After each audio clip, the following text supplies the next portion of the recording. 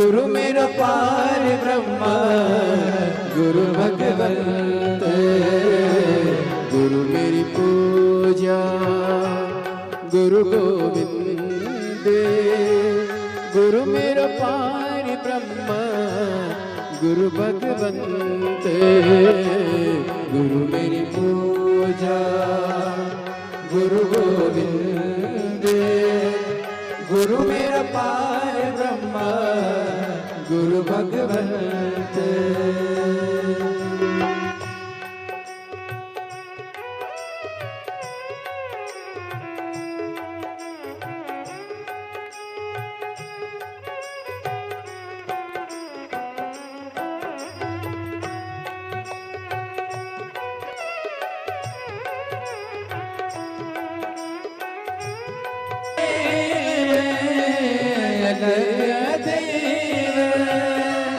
सर्व पूजे चरण गुरु सेव, सर्व पूजे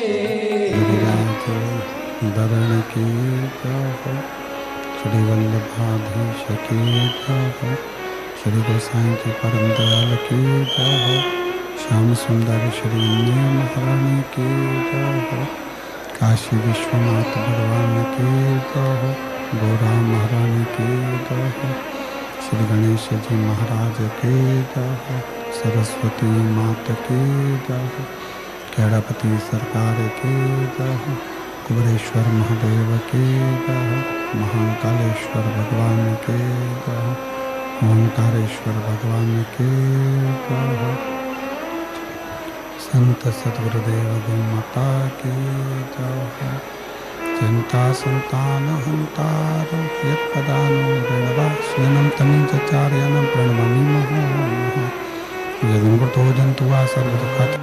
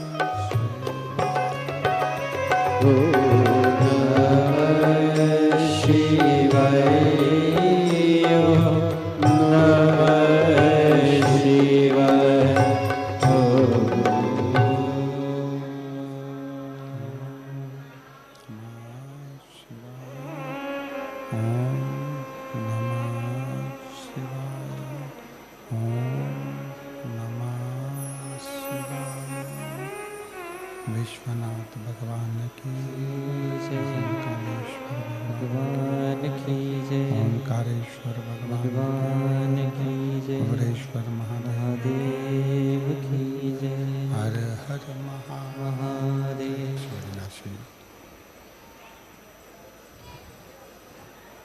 भगवान शंकर की पवित्र पावन कथा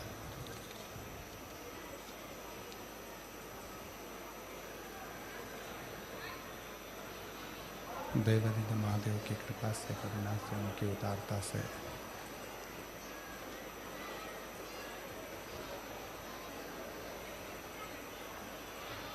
ये पवित्र पावन शिव महापुराण की कथा नूतन वर्ष में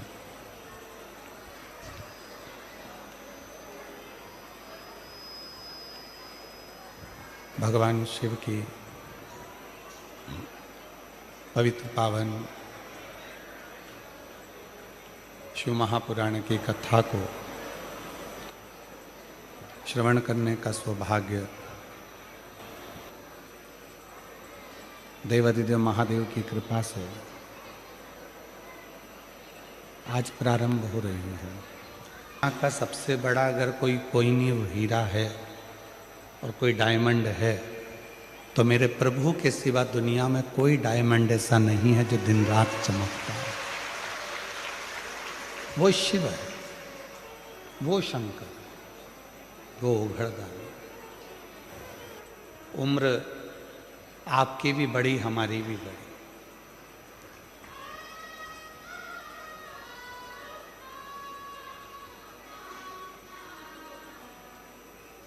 कोई 21 का था तो 22 का हो गया, कोई 25 का था तो 26 का हो गया, कोई 29 का था तो 30 का हो गया, कोई 50 का था तो 51 का हो गया। सबकी उम्र बड़ी है। एक बार पार्वती जी ने शिव जी से पूछ लिया था कि तुम्हारी उम्र कितनी है।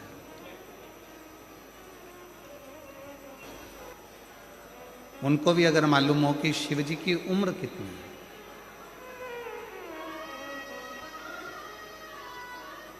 भगवान शंकर की अवस्था कितनी है,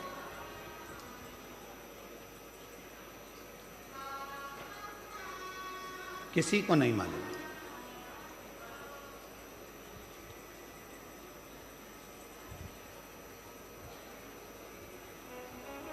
एक कोई अन्य व्यक्ति से पूछा जाए कि ये धर्म कब का है, या वो धर्म कब का है, या क्रिश्चियन धर्म कब का है, मुस्लिम धर्म कब का है, ये धर्म कब का है, वो धर्म कब का है, तो बताया जा सकता है कि ये धर्म इनका,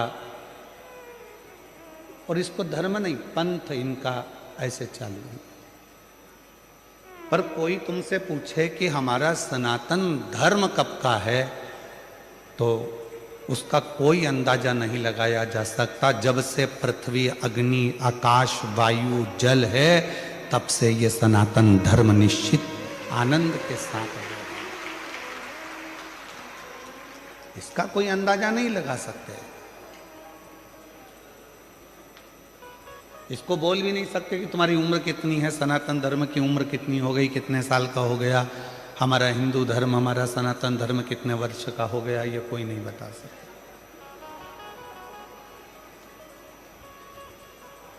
उसी तरह भगवान राम पृथ्वी पर आए तो हम कह सकते हैं कि इतने इतने वर्ष हुए। भगवान कृष्ण पृथ्वी पर आए तो हम कह सकते हैं कि इतने इतने वर्ष हुए। श्री हनुमान जी महाराज पृथ्वी पर आए तो हम कह सकते हैं कि इतने इतने वर्ष हुए।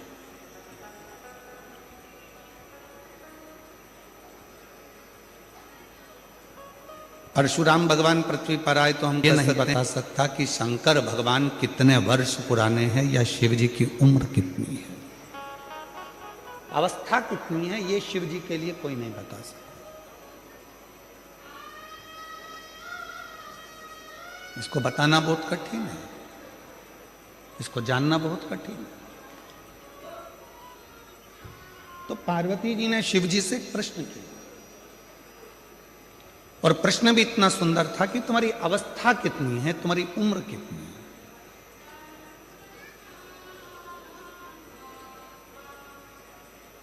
और यही प्रश्न एक बार और आया था कि एक संत भ्रमण करते करते एक शिष्य के घर पर पहुंच गए, और शिष्य के घर पर गए तो उनकी माताजी ने उनको प्रणाम करा, पुरुष ने उनको प्रणाम करा, बेटे ने प्रणाम करा, बहू ने प्रणाम करा, पोता पोती ने प्रणाम करा, सब ने प्रणाम किया। और संत ने भी पूछा एक बहू से पूछा कि बेटा तुम बताओ कि तुम्हारी सास की उम्र कितनी है। तो कहा मेरे सास की उम्र लगभग अगर देखा जाए तो सास की उम्र तो 68 साल के करीब में हो गई। अच्छा, तुम्हारे ससुर की उम्र कितनी है? तो कहा ससुर की उम्र लगभग 45 साल के करीब में हो गई।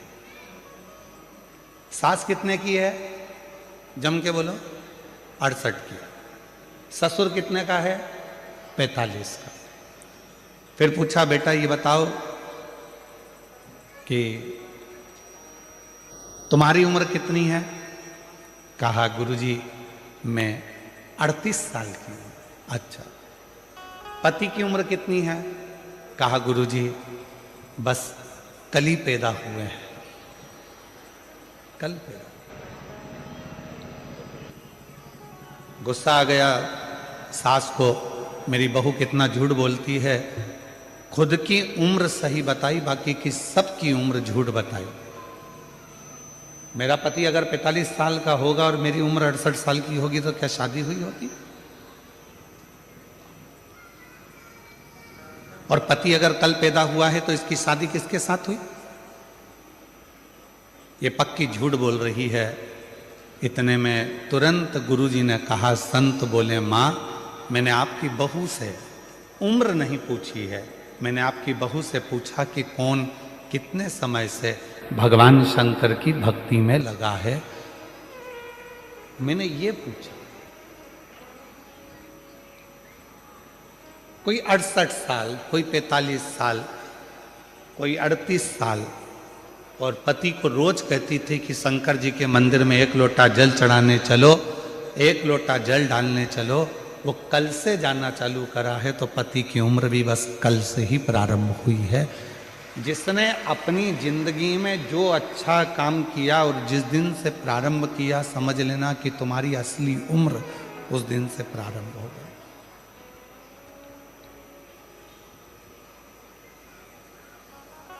तुम्हारी सही उम्र उस दिन से प्रारंभ हो गई। पार्वती जी ने शिव जी से पूछा कि तुम्हारी अवस्था कितनी है? शंकर भगवान कुछ नहीं बोले, मुस्कुरा दिए। कभी कभी कोई प्रसंग ऐसा होता है जिसमें पति पत्नी का कोई उत्तर नहीं देता और वो मुस्कुरा देता। और कभी कभी ऐसा भी होता है कि पत्नी कोई प्रश्न लेकर जिद कर कर पकड़ लेती है तो पति को उत्तर देना ही पड़ता है।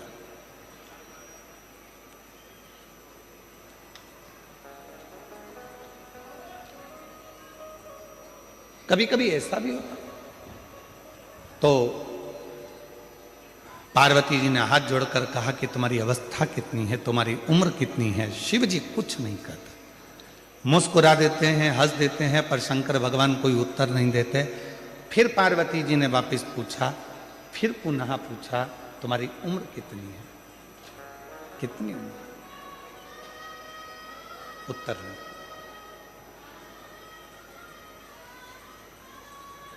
पार्वती जी बार बार शंकर भगवान से पूछ रही हैं तुम्हारी उम्र कितनी है, तुम्हारी अवस्था कितनी है, तुम्हारी उम्र कितनी है, तुम्हारी अवस्था कितनी है।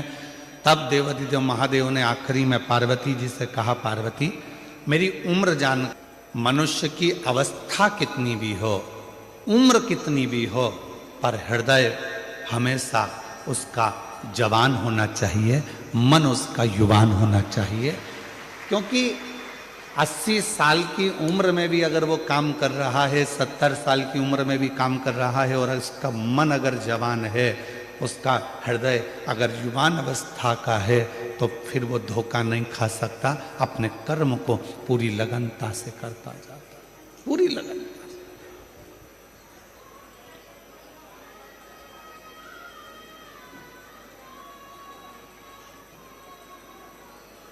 अब कोई आपसे पूछे, क्यों साहब भारत की भूमि का संचालन कर रहे माननीय प्रधानमंत्री जी की उम्र कितनी है?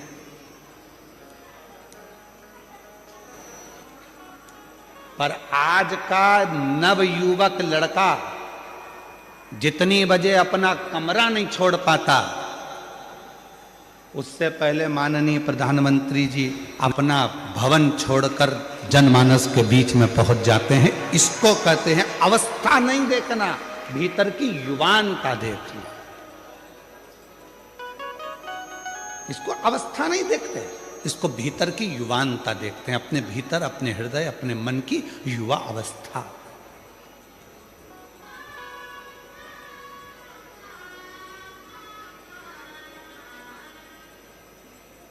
बुढ़ापा नहीं देखा।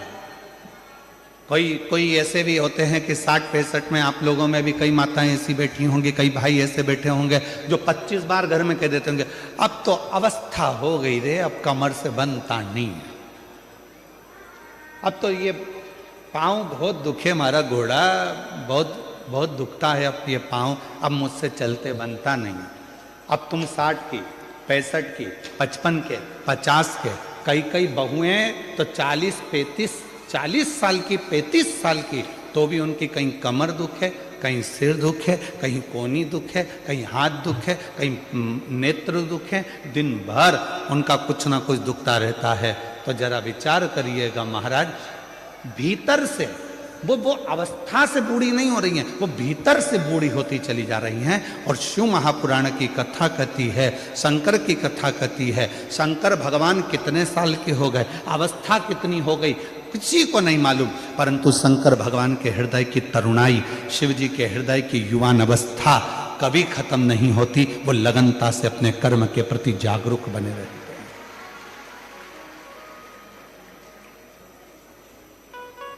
आप कितने जागरूक हैं ये आपके ऊपर निर्भर करता है।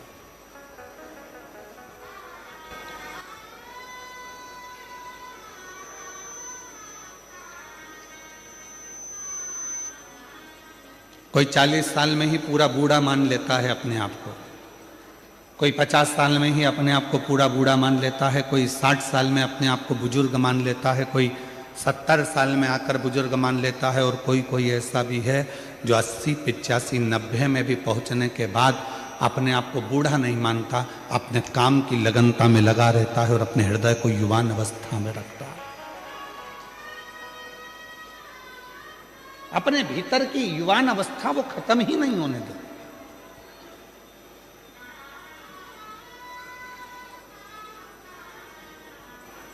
आज आप लोगों से निवेदन है, तुम कितने भी उम्र में बढ़ रहे हो मना नहीं, कितने भी धन में बढ़ रहे हो मना नहीं, कितनी भी फैक्ट्रियों में बढ़ रहे हो मना नहीं, कितनी भी गाड़ियों में बढ़ रहे हो मना नहीं, कितने ही बंगलों में बढ़ रहे हो मना नहीं, तुम कितनी भी उन्नति की सीढ़ी पर चढ़ रहे हो मना नहीं, पर इतना जरूर याद रखना कि अपने मन को हमेशा उम्र से मत तोलना।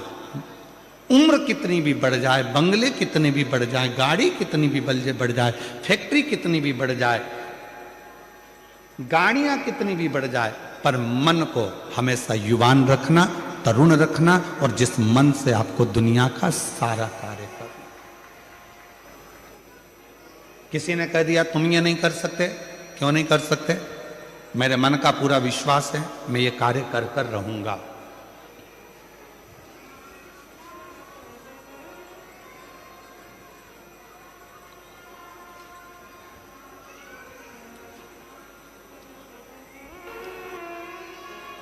अपने भीतर की तरुणाई को समाप्त मत होने दो।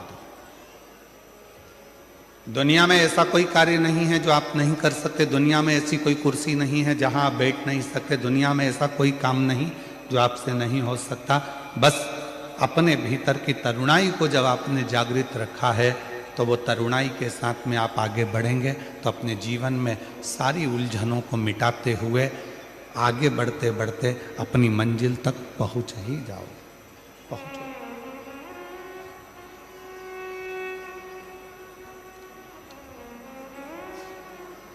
भोले मैं तेरी पतंग। अपने भीतर की तरुणाई को कभी समाप्त मत होने दो, कभी भी। और कितनी सुंदर बात कही है भगवान शंकर की पवित्र कथा ने। शायद एक एक व्यक्ति के हृदय में ये बात पहुंचना चाहिए। उम्र बढ़े, जैसे जैसे उम्र बढ़े वैसे वैसे छोटों के साथ में रहने का प्रयास करो। जैसे पोता, पोती, नाती, पंथी। इनके साथ में जब आप उम्र बढ़ती है और इनके साथ रहना चालू करते हो तो तुम्हें अपनी उम्र का अंदाजा नहीं लगता कि तुम कितने साल के हो। उनकी मस्ती में मस्त रहकर तुम अपने जीवन को आनंदमय जी रहे हो। जीवन की बहुएं भी आई, जिनके नाती पंथी भी हुए।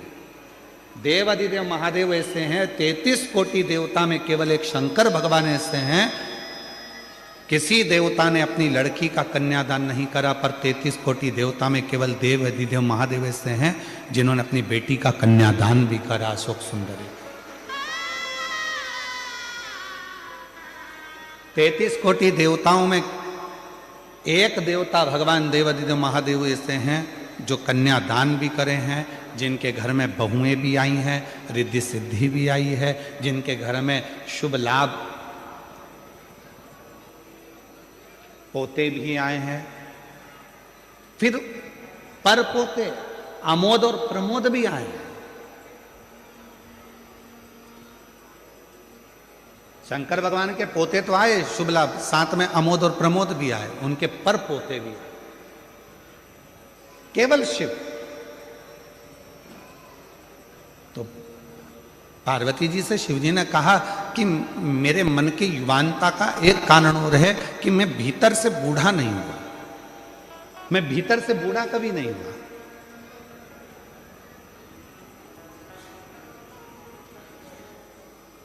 मैं अपने पोतों के साथ में, अपनी बेटी के साथ में, अपने बेटे के साथ में बैठता हूं, मिलता हूं, बातें करता हूं। और आप लोगों से भी क्या कहते हैं हम, जब शिव जी के मंदिर में एक लोटा जल चढ़ाने के लिए जाओ, शंकर जी के मंदिर में जब एक लोटा जल लेकर जाओ, थोड़ी देर अपने पिता के पास में बैठो, भगवान के पास में बैठो और पिता के पास में बैठकर अपने मन की बात करो।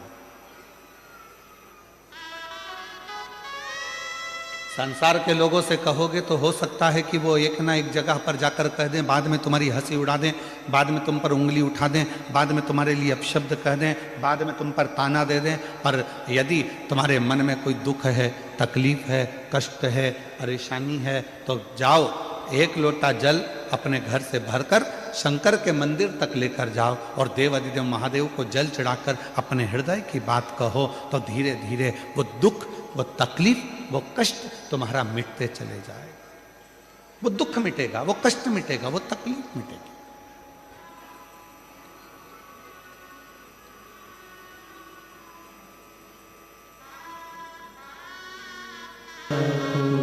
शिव के पास थोड़ी देर जाकर बैठो,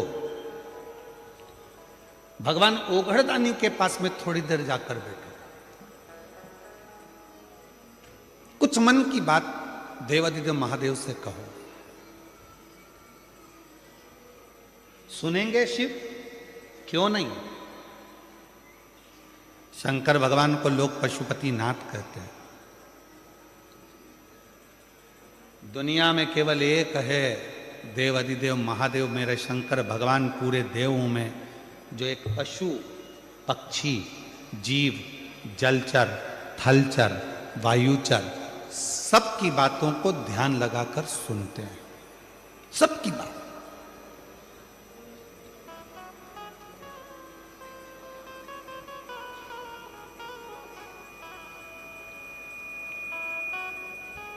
और मेरे ओघड़दानी, मेरे शंकर भगवान जब सबकी बातों को ध्यान लगाकर सुनते हैं तो उनके उस बोले हुए वचन को पूर्ण भी करते हैं।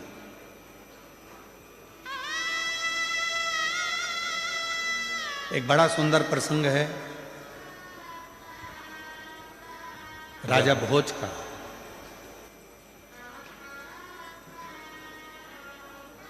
और भगवान शंकर की अविरल भक्ति में डूबे रहते थे राजा भोज। एक मां अहिल्याबाई होलकर, एक राजा भोज, वीर शिवाजी महाराज,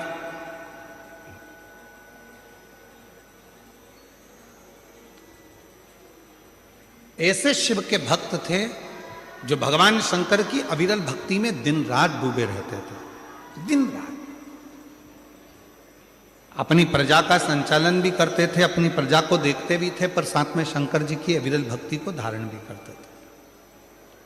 और मेरी जीजियों, मेरे जीजाओं, मेरी बेटियों, बेटाओं और मेरे बुजुर्ग माँ बापों से निवेदन है, मेरे माता पिता से निवेदन करूं, तुम दिन भर व्यस्त रहो, तुम अपने काम में डूबे रहो, अपनी फैक्ट्री में डूबे रहो, अपने दुकानों में डूबे रहो, अपने कार्य में, अपनी नौकरी में, अपने सब काम में डूबे रहो, मना नहीं है, पर निवेदन है 24 घंटे में से कम 24 मिनट भी ना निकले तो 24 सेकंड ऐसे निकालो जो भगवान शंकर के पास जाकर बैठकर अपने मन की बात कह सको और शिव जी आपके मन की बात की पूर्णता कर सके।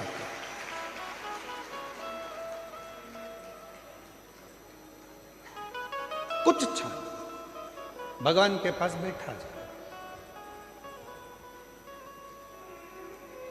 और जब हम उनके पास में बैठेंगे, अपने हृदय की बात कहेंगे, तो कुछ ना कुछ वो सुनेंगे, जरूर सुनेंगे।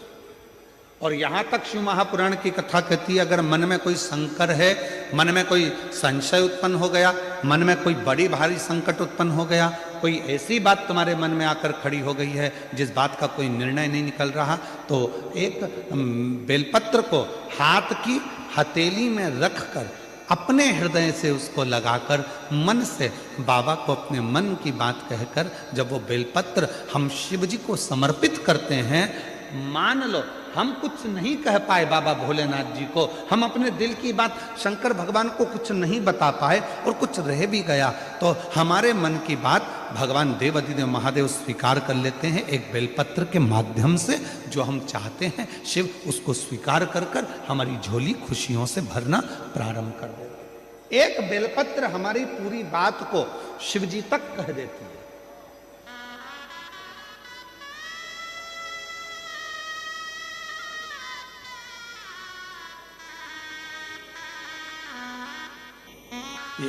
इसीलिए कहते हैं एक लोटा जल, आवाज नहीं आई, जरा दमदारी से बोलो, सारी समस्या का हल बोल बम का नारा है, श्री शिवाय। अपने मन की बात शिव से कहना, भगवान शंकर से कहना, हृदय से कहना, स्वीकार है। राजा भोज भगवान शिव के परम भक्त थे, परम भक्त, बहुत उपासक।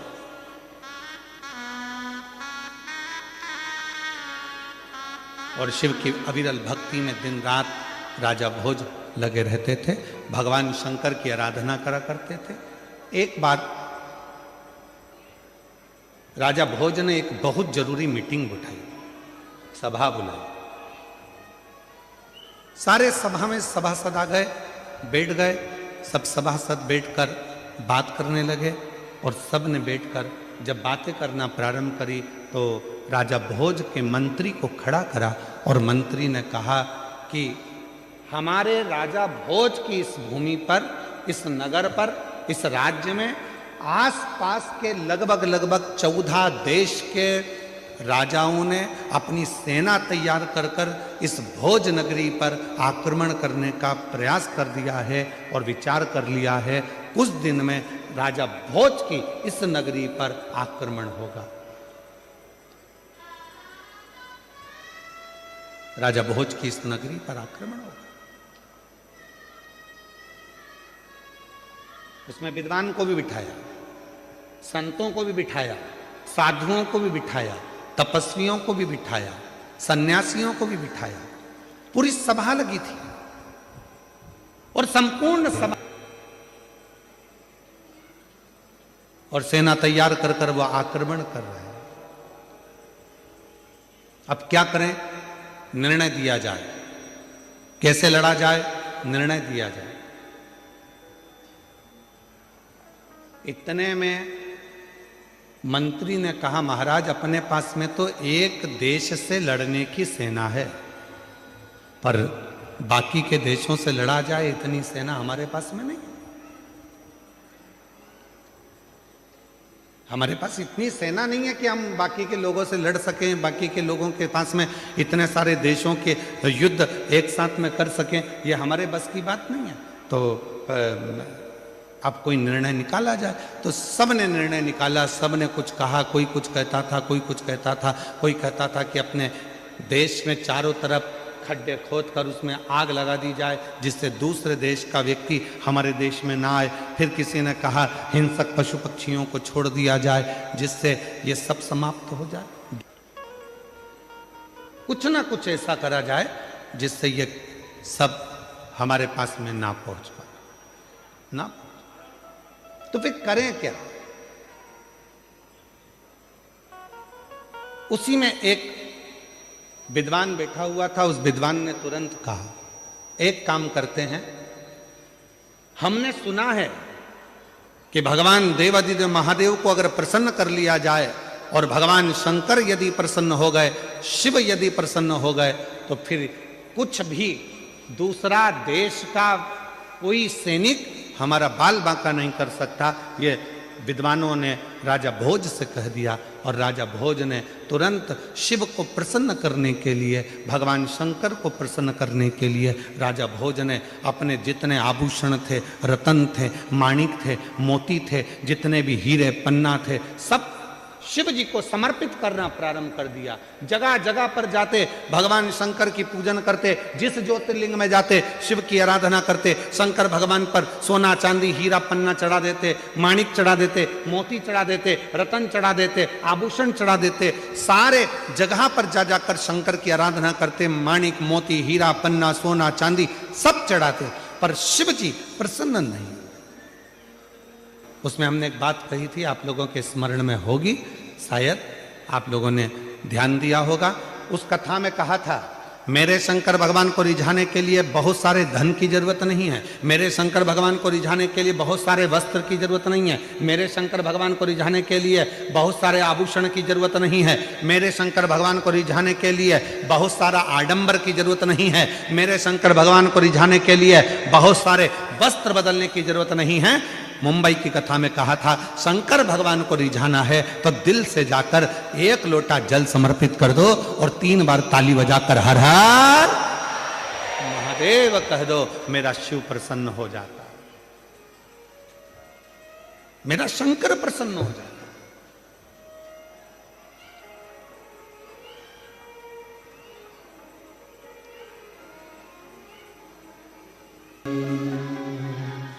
क्या शिव धन से प्रसन्न हो जाते?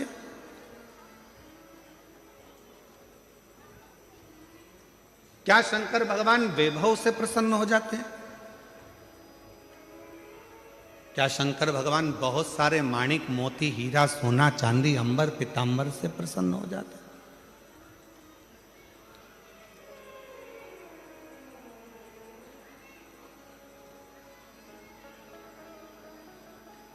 उनकी प्रसन्नता किस चीज से? इस व्यासपीठ पे कथा करते करते करते करते 30 साल से ऊपर हो गया, पर ध्यान लगाया है इस कथा में। जो कथा के मंडप में आकर बैठता है, शिव महापुराण की कथा के पंडाल में जाकर बैठता है, जिस दिल से जिस भाव से जो मांगता है, मेरा देव अधिदेव महादेव उसको देने के लिए उसके दरवाजे पर आता जरूर है। ये देखा है।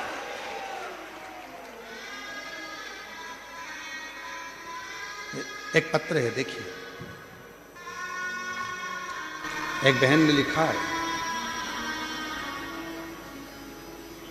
मैं रमेश शिवराम महाले, मैं मंदाबाई रमेश महाले, एक लोटे जल का क्या गुणगान करूं। मैंने लॉकडाउन में आपकी कथा सुनी थी, आपने जो बताया पशुपतिनाथ का व्रत किया और हर दिन 1 लोटा जल महादेव को चढ़ाने जाती थी। गुरुजी, पशुपति व्रत का 5 सोमवार के दिन महादेव ने घर में खुशियां दे दी और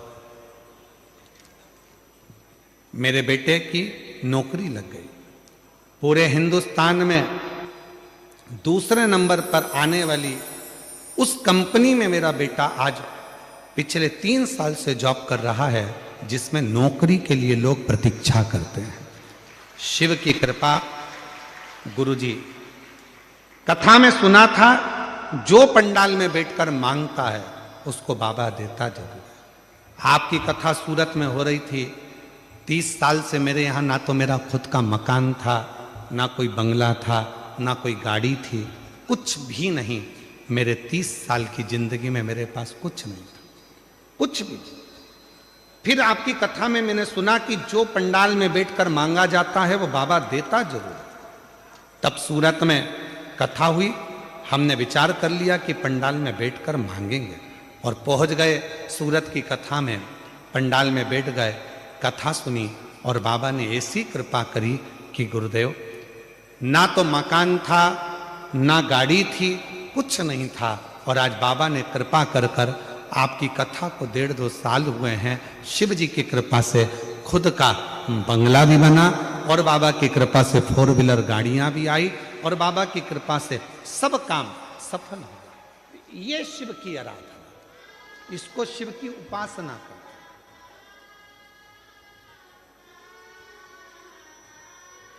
एक पत्र हो रहे, अच्छा है।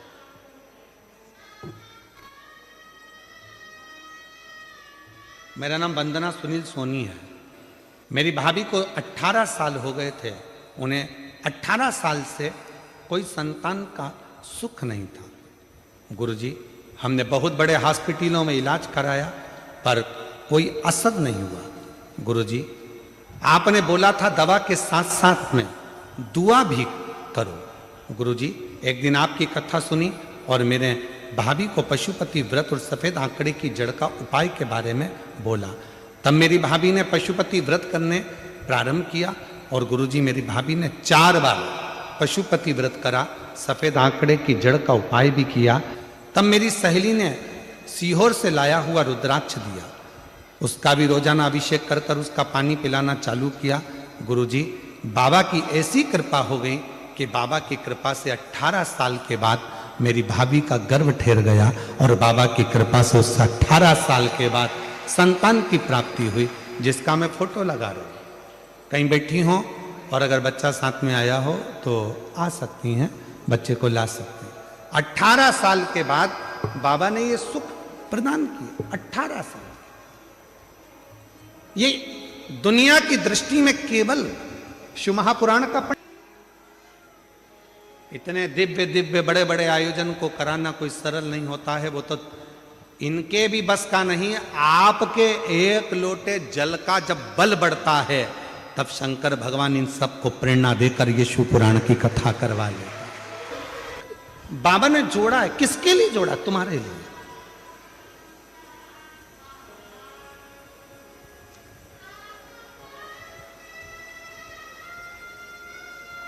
बहुत सारे काम होंगे तुम्हारे घर में, बहुत सारे फैलारे पड़े होंगे तुम्हारे घर में, काम करने के लिए पूरी जिंदगी पड़ी हुई है। पर घर के लोगों को भी कह देना, अपने रिश्तेदारों को भी फोन करके कह देना, आजा, ये मौका नहीं मिलेगा। उसके दरवाजे पर बैठकर उसको अपने दिल की बात कहकर खाली झोली को भरने का ये मौका मिला है। उम्मीद है मेरा बाबा मुझे खाली नहीं दे। ये दुनिया की दृष्टि में केवल कथा। लोगों को लगता है कि ये केवल कथा चल रही है, कथा हो रही है, कथा सुनना है। कथा होती ही नहीं है, कथा है ही नहीं। यहां तो एक जितने यहां भक्त आते हैं वो अपने पिता से अपने दिल की बात, जिस समय पर 2 मिनट के लिए श्री शिवाय नमस्तुभ्यम होता है, बाबा सब दुख काटो महारा जब बोला जाता है, और कुछ देर के लिए जब मौन हो जाया जाता है, उस समय पर ये आत्मा परमात्मा से अपने दिल के दुखड़ों को कहती है। और मेरा शिव उस स्थान पर बैठकर जब इतने करोड़ मंत्र, आप लाखों की संख्या में आए, कैमरे की निगाह में यहां से लेकर आखिरी तक भी कैच नहीं हो पा रहे, और इतने बड़े बड़े 3 बड़े बड़े पंडाल, लगभग इन पंडालों को एक के पीछे एक लगाया जाए तो शायद 3-4 किलोमीटर तक चले जाओ, इतना लंबा पंडाल है ये। यदि एक के पीछे एक पंडालों को लगाया जाए तो इतना बड़ा पंडाल।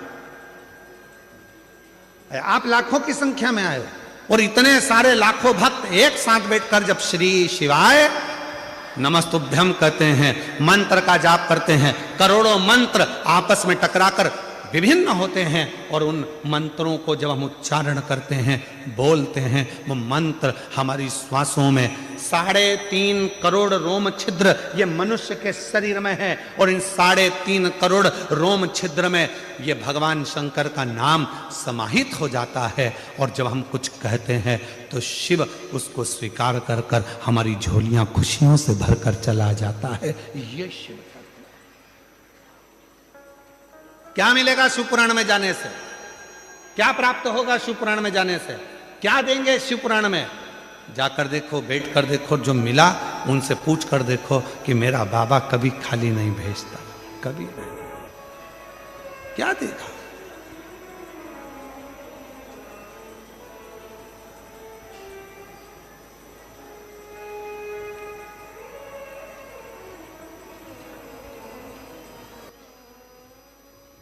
बाबा देव हरिदेव महादेव भगवान शिव घड़दानी त्रिकालदर्शी कैलाशी अविनाशी भगवान शंकर की पवित्र कथा कह रहे, शिव महापुराण की कथा वर्णन कर रही है। राजा भोज के चारों तरफ से सेना ने तैयारी कर कर राजा भोज के नगर को घेर लिया।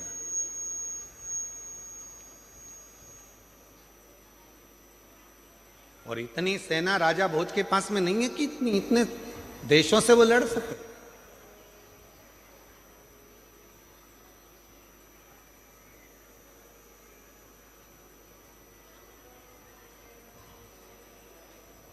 कृपा करी, संतों ने कहा शिव की आराधना करो। राजा भोज ने रतन, माणिक, मोती, हीरे, पन्ना सब शिव जी को देना प्रारंभ किया, भगवान शंकर को दे रहे।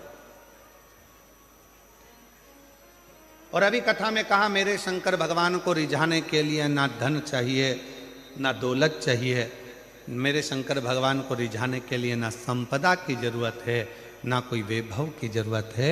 मेरे शिव को रिझाने के लिए केवल एक लोटा जल, वो भी आपके घर का, जो घर में जल हो, जिस भाव का हो, जिस विचार का हो, जिस सोच का हो, जिस भाव का, जिस विचार, जो आप सोच रहे हो, जिस सोच का, जिस विचार का, जिस कामना का, शिव को समर्पित करिए।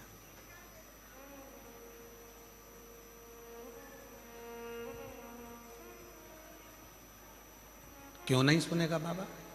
चढ़ाए, सब कुछ चढ़ाया, पर राजा भोज के शिव प्रसन्न नहीं हुए, भगवान शंकर प्रसन्न नहीं हुए। और मेरी जीजियों, मेरे जीजाओं, मेरी बेटियों, बेटाओं, मेरे बुजुर्ग माँ बाप, याद रखना, शंकर भगवान तुम्हारे धन और वैभव से कभी प्रसन्न नहीं हो सकते। शंकर भगवान तुम्हारी सत्ता से, शंकर भगवान तुम्हारी बहुत सारी गाड़ियों से या बंगले से भगवान शंकर प्रसन्न नहीं हो सकते।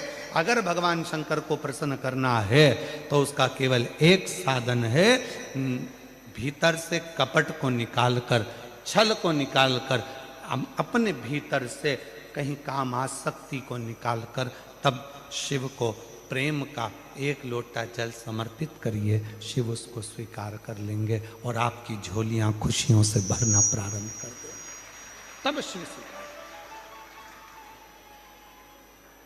बोल बम का नारा है, हार हार तब शिव स्वीकार करें, नहीं चाहिए उन्हें।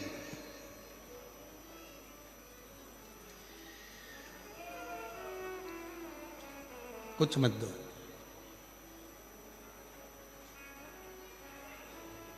अभी हमने मुंबई की कथा में कहा था कि सूरत में एक मंदिर ऐसा भी है जहां भगवान शंकर को क्या चढ़ता है? अरे जम के तो बोलो, केकड़ा। कौन कौन गए आप लोग दर्शन करने के लिए? गए हो आप लोग? अरे वाह, प्रणाम आपको, नमन। ठीक है। और पूरी कथा सुनाई थी उसकी,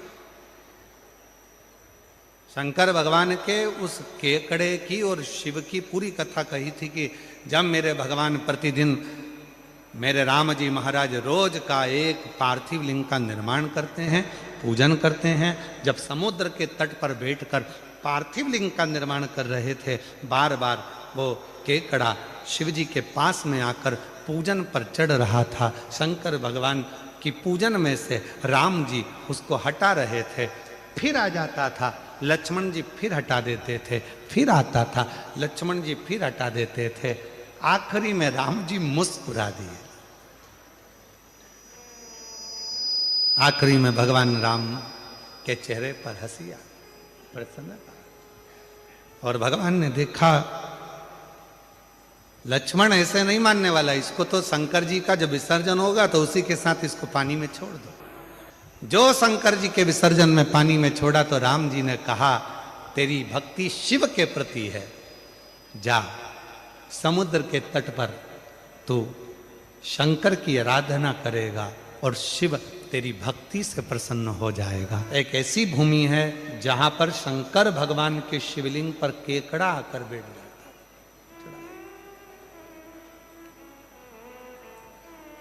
पूरी दुनिया में ऐसा कोई मंदिर नहीं है, भारत की भूमि पर या पूरे विश्व में केवल एक सूरत में। सूरत, अब जरा विचार करो, जो केकड़े को चढ़ाने पर भी केकड़े का उद्धार कर देता है, तो कोई चाहे 2 कौड़ी का हो चाहे करोड़ों का हो, वो सब करोड़पति का भी उद्धार कर देता है, 2 कौड़ी का भी उद्धार। काय मिश्रा जी, ठीक है, कभी कभी अंदर से जलन होती। बताओ इतने अच्छे, कहां शंकर का वो स्थान कि केकड़ा भी चढ़े तो उद्धार, पशु पक्षी भी अगर आकर खड़ा हो जाए तो उद्धार। ऐसा शिवलिंग, ऐसा शिवलिंग। तो कभी कभी मन में आता है कितनी कृपा पर मेरे भोलेनाथ ने कर रखी है कि भगवान शंकर की कृपा आप सब पर बनी हुई है, जो इतने नजदीक में रहकर शिव की इतनी आराधना करते, साधना करते। कोई पिछले जन्म के मुझे बाबा तेरा साथ मिला, कोई पूर्व का अच्छा कर्म होगा जिसके कारणवश भगवान शंकर ने कृपा करी, शिव जी ने करुणा करी, शिव ने दया करी।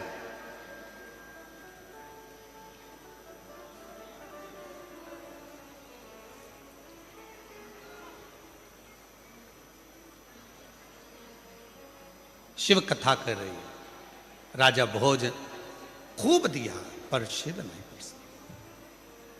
बैठ गया आज राजा भोज।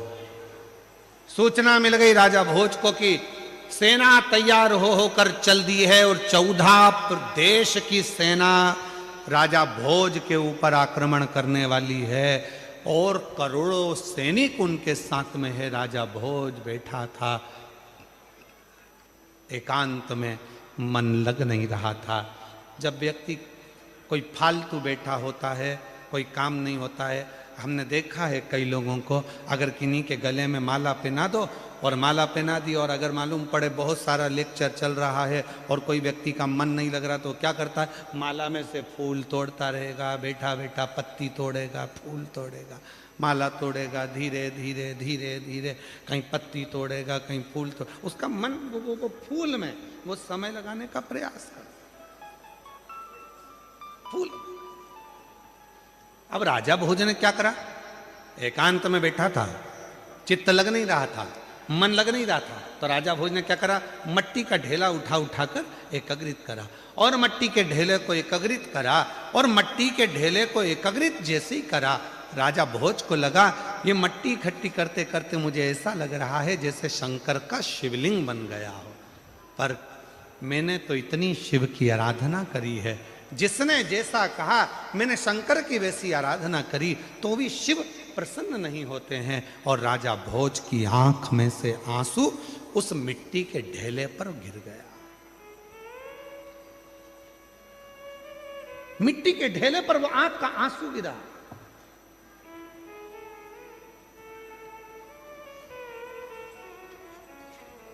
ना जाने शिव जी को जल से इतनी प्रेम क्यों है। मेरे भगवान शंकर को जल तत्व से जितना प्रेम है उतना प्रेम किसी से। इसलिए शायद शंकर भगवान ने अपने मस्तक पर गंगा को रख रखा। इसलिए शिवजी महाराज ने, भगवान शंकर ने अपनी 5 बेटियों को अपने मस्तक पर जल की धार लगाने के लिए रख रखा है। जया, विषहरा, शामली बारी, दौतली, देव। शिव जी की 5 लड़कियां ऊपर से बूंद बूंद पानी टपकाती रहती। शिव जी के ऊपर जो जलाधारी होती है, जिसमें से पानी गिरता रहता है, वो शंकर जी की 5 लड़कियां हैं, जिसमें से पानी शंकर जी के ऊपर बूंद बूंद गिरता है। 5 लड़कियों का नाम क्या है? साथ में बोलिएंगे सभी लोग। जया, विषहरा, शामली बारी, दौतली, देव। ये शंकर जी की 5 लड़कियां। और एक बेटी और है जिसका नाम है अशोक सुंदर। ऐसी 6 लड़कियां हैं शिव।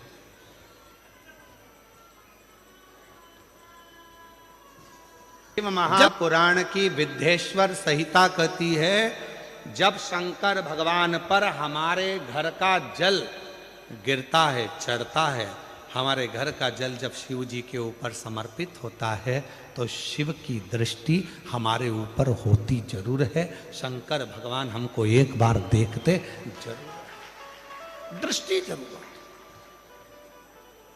उसका प्रमाण क्या है? एक पत्र है, अच्छा है, देखिए।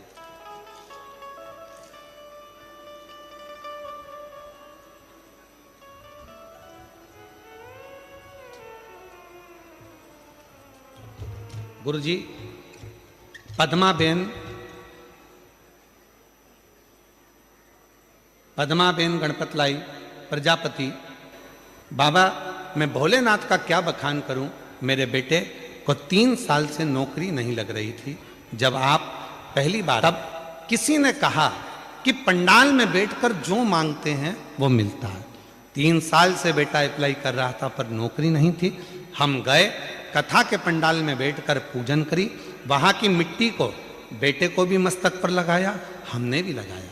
वहीं से हम प्रणाम कर कर पहली बार हमने किसी कथा के पंडाल में कथा सुनी और बाबा को प्रणाम किया। कहीं बैठे हों पद्माबेन गणपतलाई प्रजापति, कहीं बैठी हों तो आ सकती हैं एक बेलपत्र लेने के लिए, और अगर बैठी हों तो हाथ हिला सकती हैं। हमने पहली बार सूरत में कथा सुनी थी। हमारा विश्वास नहीं था, क्या ऐसा होता है कि कथा के पंडाल में बैठकर जो मांगो वो बाबा दे देता है। फिर भी हम कथा के पंडाल में पहुंचे, बेटे को साथ लेकर गई, प्रणाम करा, और बाबा की कृपा से आज मेरे बेटे की सरकारी नौकरी लग गई। मैं बाबा को यहाँ प्रणाम करने के लिए यहाँ आई हूँ, बाबा को नमन करने के लिए। दूसरा पत्र देखिए, अच्छा पत्र।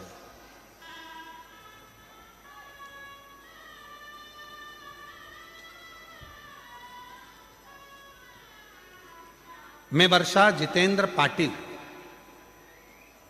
और बाबा ने ऐसी कृपा करी कि मेरे बेटे का सिलेक्शन इंडियन आर्मी में हो गया। मैं बाबा को यहाँ प्रणाम करने के लिए आया हूँ। गुरुदेव, मेरे एक बेटे की नौकरी लग गई, पर मन में लालच भरा गई। मैंने सोचा जब बाबा एक जगह कथा के पंडाल में सब कुछ दे सकता है, तो बाबा हमारे सूरत में आया। जब सूरत में आया तो मैंने अपने दूसरे बेटे के लिए नौकरी मांगी, और बाबा ने ऐसी कृपा कर दी कि मेरे बेटे का सिलेक्शन भारतीय वायुसेना के उच्च पदाधिकारी के पद पर हो गया। मैं बाबा को यहाँ प्रणाम करने के लिए आई हूँ। कहीं बैठी हो, आप ही हैं, आ जाइए, आ जाओ। तीसरा पत्र। मेरा नाम सो प्रमीला बाई भानुदास मराठे। मैं बैठी हूं तो हाथ हिला सकती हैं, अगर कहीं बैठी हूं तो हाथ हिला सकती हैं, और बेलपत्र लेने के लिए आ सकती हैं। मैं उधना 113 दत्तात्रेय नगर में रहती हूँ। मेरा बेटा वैभव भानुदास मराठे आर्मी की भर्ती की तैयारी कई सालों से कर रहा था, पर किन्हीं कारणों से उसका हो नहीं पा रहा था। बाबा की कृपा से हुई, जब मैंने पंडाल में बैठकर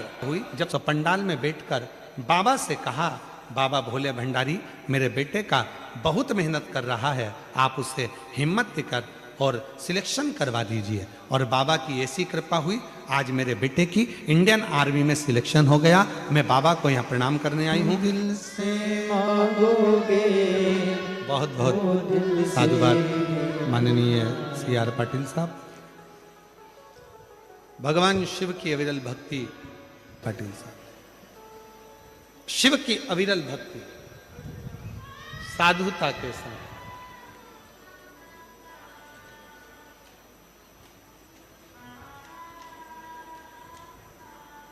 आप शिव को कह क्या रहे हो? भगवान शंकर को अपने मन का भाव क्या कह रहे हो?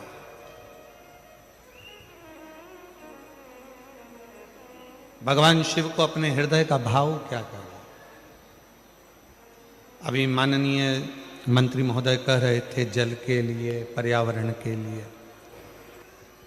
इस वर्ष जो महाशिवरात्रि आ रही है उस महाशिवरात्रि को ग्रीन शिवरात्रि का नाम दिया है, जिसमें प्रत्येक घर से एक बेलपत्र का पौधा पूरे विश्व में लोग लगा रहे हैं और उस पौधे को रोपित कर रहे हैं उस शिवरात्रि के दिन। कहते हैं शिवरात्रि के दिन लगाया गया पौधा हमारे घर का वंश बढ़ाता है। इसलिए महाशिवरात्रि के दिन इस ग्रीन शिवरात्रि को मनाएंगे आप और हम सब, और वृक्षारोपण कर कर पूरी पृथ्वी को हरा भरा करेंगे। और जो 12 महीने शिवरात्रि आती है उस 12 महीने की शिवरात्रि पर उस वृक्ष को जल अवश्य चढ़ाएंगे, जिससे हमारे 12 महीने बाबा देव अधिदेव महादेव के ढेले पर अश्रु गिर गया। राजा भोज समझ नहीं पाए, ध्यान नहीं गया, बस दुखी थे अंदर से, नैनों से नीर बह रहा था, आंखों में से आंसू निकल रहे थे। और जब नैनों में से नीर बह रहा है, वो अश्रु जब मिट्टी के ढेले पर गिरे तभी मेरे भगवान शिव का ध्यान गया। कई लोग कहते हैं गुरुजी शंकर भगवान पे हम जल चढ़ाते हैं और आप कहते हो शिव जी हमारे मन की बात सुनते हैं, तो केवल जल चढ़ाने से बाबा भोलेनाथ मन की बात कैसे सुन लेते? केवल जल चढ़ाने से?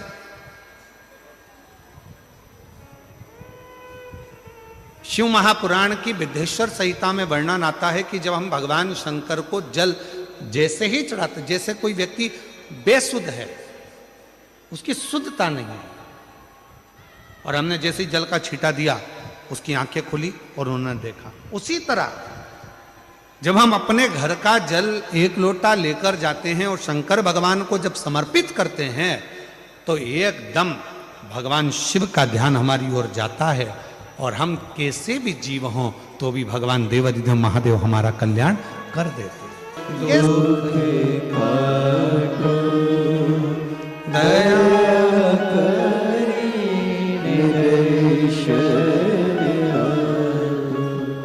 राजा भोज की आंख से आंसू गिरा, भगवान शिव पर कृपा, भगवान शंकर ने राजा भोज पर करुणा करी और शिव जी उसी समय इंद्रदेव को भेज दिए। इंद्रदेव ने एक वृद्ध बूढ़े का रूप रखा और बूढ़े का रूप रखकर इंद्रदेव पहुंच गए तुरंत राजा भोज के यहाँ। राजा भोज एकांत में बैठे हुए थे, आंखों से आंसू बह रहा था, मिट्टी का ढेला था। जैसे ही पहुंचे, पहुंचते से राजा भोज को इंद्रदेव ने देखा और इंद्रदेव को देखकर तुरंत इंद्रदेव ने राजा भोज को देखा तो राजा भोज की दृष्टि जैसे ही कहीं कोई बूढ़ा है, मस्तक पर तिलक लगा है, कंधे पर यज्ञोपवीत पड़ा है, हाथ में एक लकुटी डंडा पकड़ा हुआ है। पूछा, ए बाबा कौन हो? राजा भोज पूछ रहा है कि तुम कौन हो? आ जाओ, आ जाइए। राजा भोज पूछ रहा है तुम कौन हो?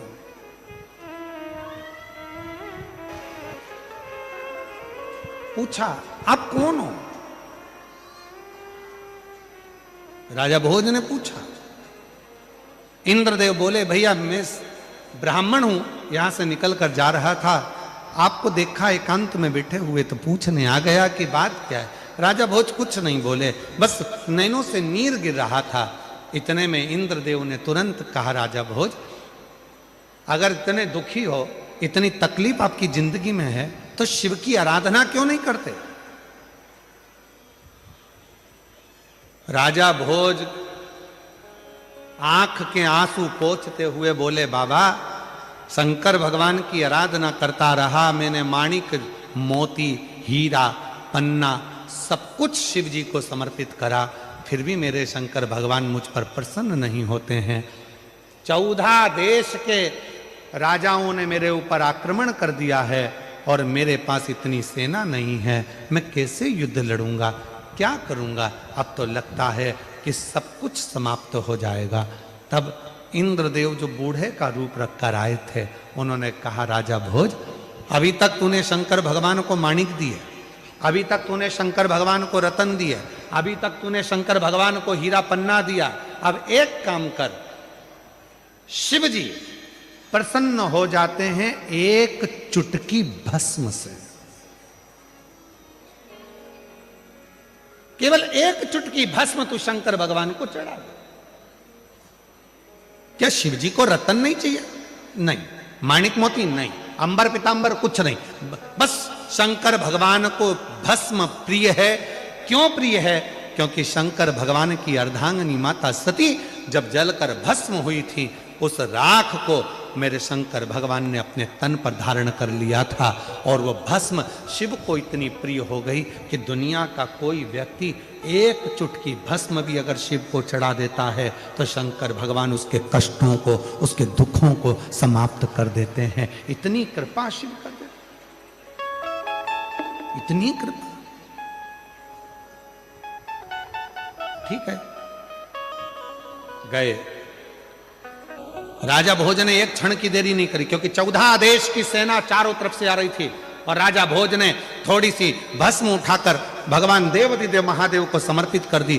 भस्म चढ़ी, राजा ने अपने शरीर पर 11 स्थानों पर भस्म को लगा लिया, और वो भस्म लगाकर राजा भोज जब तलवार लेकर अपनी सेना को साथ लेकर चारों तरफ राज्य में जब खड़ा हो गया, शिव की ऐसी कृपा हुई कि जहां जहां मस्तक पर लगी हुई भस्म का कण गिर रहा था, जो सेना आ रही थी उसका पांव आगे बढ़ ही नहीं पा रहा था।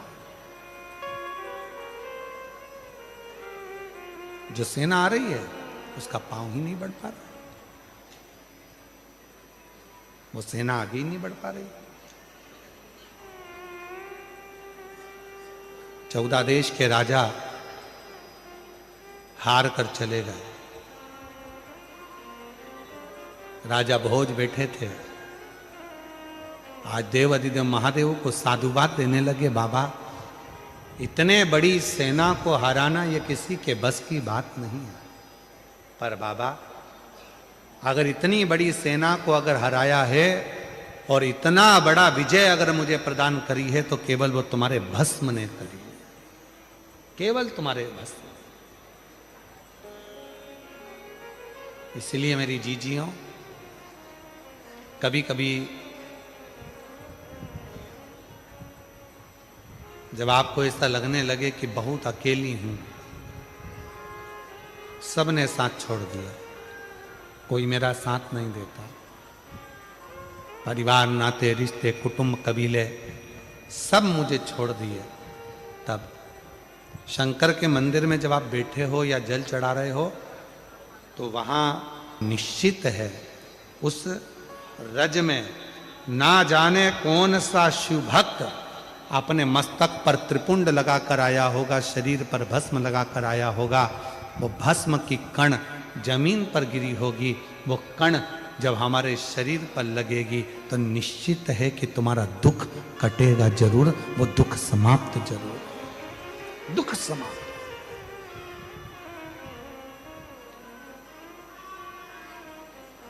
वो भस्म चपटी भभूत में है खजाना,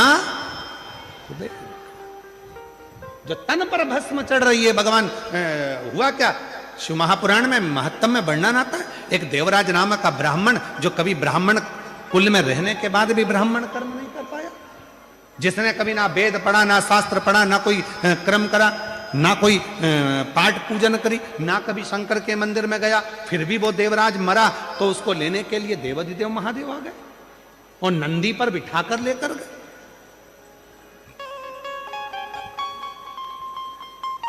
क्यों? किस लिए? क्या कारण था?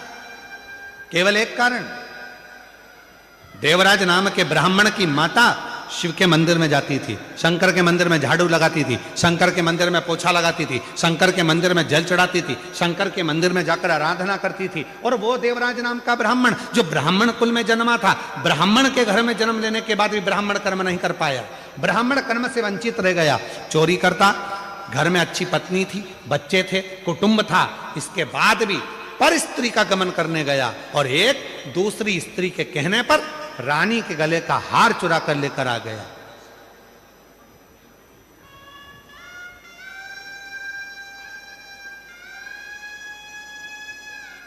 और वो हार जो रानी के गले का चुरा कर लाया, दूध पीछे पड़े, शरीर में ताप पड़ने लगा, बुखार आने लगा, कहां जाऊं? शंकर का एक टूटा सा मंदिर था, शिवालय था, उसमें जाकर छुप कर बैठ गया। दूत ढूंढते रहे, वो शिवालय में बैठा हुआ है और कांप रहा है। और उसी शिवालय में शिव महापुराण की कथा चल रही थी। कथा उसके कानों में पड़ी, जैसे ही महादेव का नाम लिया गया, हर हर महादेव कहा गया, बोलते से देवराज के सिर में दर्द हो रहा था, बाहर निकल गया, बेलपत्र के वृक्ष की छांव में, बेलपत्र के वृक्ष की छांव में उसने अपने प्राणों को त्याग दिए। और जैसे ही प्राण त्यागे, मेरे ओघड़दानी उसको नंदी पर बिठाकर ले जा रहे हैं। देवराज ने प्रश्न कर दिया कि मेरे जैसा पापी, जिसने ना कभी भजन करा, ना संकीर्तन करा, ना कीर्तन करा, ना मंदिर में जल चढ़ाया, ना कभी मंदिर में दीप जलाया, ना कभी मंदिर में आराधना करी, ना मंदिर में कभी साधना करी, ना मैंने कोई मंत्र पढ़ा, ना वेद पढ़ा, ना शास्त्र पढ़ा, और मेरे जैसे पापी का उद्धार आपने कर दिया, ऐसा मैंने करा क्या? तब भगवान देवाधिदेव महादेव ने डमरू का नाद कर कर कहा, देवराज तूने कुछ नहीं करा, पर तेरी माता मंदिर जाती थी, जल चढ़ाती थी, और जब घर आती थी उसके शरीर में, उसके कपड़ों में, उसके शरीर में मंदिर की मिट्टी, मंदिर की रज, मंदिर का जल उसके शरीर में लग जाता था। और वो जब घर आती थी, वो रज उसके घर में चारों तरफ फैल जाती थी। उस रज के छूने से तेरी बुद्धि सही हो गई और तू चोरी का धन लेकर भी शंकर के मंदिर में चले गया और वहां तेरा उद्धार हो गया। वो रज में इतनी महत्व था, वो रज में इतनी महत्व था। वो रज कोई साधारण है क्या? इधर का हमको नहीं मालूम गुजरात का, पर हमारे मध्य प्रदेश में एक नियम है, मिश्रा जी उत्तर प्रदेश में भी नियम है।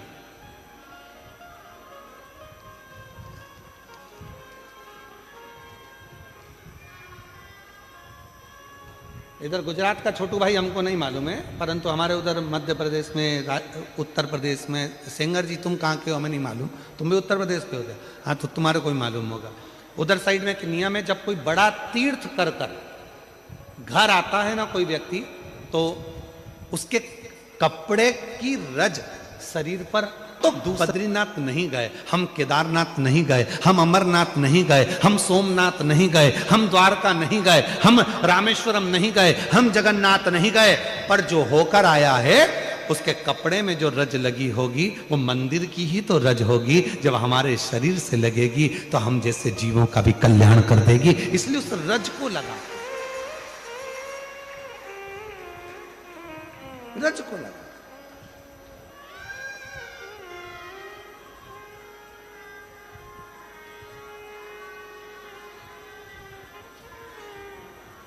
कोई बहुत बड़े, कोई गमी में गया, दुख में गया, हॉस्पिटल गया, तो उसके कपड़ों को धो दिया जाता है। पर कोई तीर्थ गया, कोई तीर्थ गया, कोई भगवान की अविरल भक्ति करने गया, उसके कपड़ों को धोते नहीं, उसके कपड़ों को तो झड़ाते हैं। पूरे घर के अंदर उसको झटकारा जाता है कि इसके शरीर में जो कण लगा है, इसके शरीर में जो तीर्थ की रज लगी है, वो रज हमारे जीव को, हमको प्राप्त हो।